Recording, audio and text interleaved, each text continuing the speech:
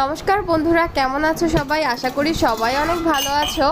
আজকে চৈত্র সংক্রান্তির নীল ষষ্ঠী পুজো মানে মহাদেবের পুজো। তো আমরা যাচ্ছি হচ্ছে, এই যে দেখো আমরা এসেছি কাপুরনগর। এখানে হচ্ছে নীল ষষ্ঠী পুজো হয়। পুরান ঢাকায় অনেক জায়গায় নীল ষষ্ঠী পূজা হয়, তবে এই জায়গাটা খুব জাগ্রত। তো আমরা এখানে কাপুরনগর এসেছি। এই জায়গাটা দেখো, একদম পুরনো একটা খুব সুন্দর বিল্ডিংগুলো তোমাদেরকে দেখাচ্ছি।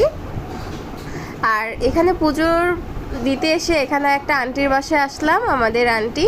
তো ওনার বাসায় এসে কিছুক্ষণ রেস্ট নিলাম। এই যে দেখছো আন্টির বাসার সামনে যে বট গাছটা, এটাও কিন্তু এখানেও কিন্তু নীল ষষ্ঠী পুজো হয়। এটাও কিন্তু খুব পুরনো একটা বট গাছ। আর এই যে দেখো আমরা এই বাসাতেই পুজো করেছিলাম। আর তোমাদেরকে আমি এখন ঢাকের আওয়াজটা শোনাবো, খুবই চমৎকার আওয়াজ।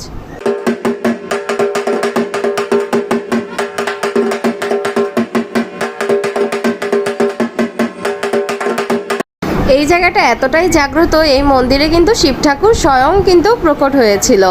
আর এখানে পুজো করলে তোমার সকল মনস্কামনা পূর্ণ হবে।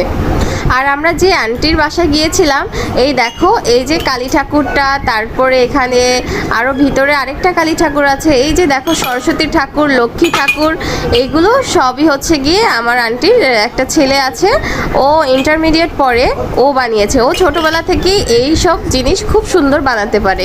এবং মাটি দিয়ে এই যে দেখো কি সুন্দর একটা সরস্বতীর ঠাকুরটা বানিয়েছে, কত কিউট লাগছে।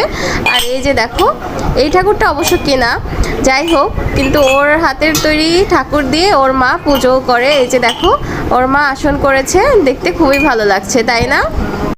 তোমরা কারা কারা আজকে নীল ষষ্ঠী পুজো করো এবং কালকে পাচন খাবে, তারা অবশ্যই কমেন্ট করে জানিও। কালকে কিন্তু পাচনের ভিডিও নিয়ে তোমাদের সাথে হাজির হয়ে যাব। তোমরা দেখতে চোখ রাখো আমার চ্যানেলে।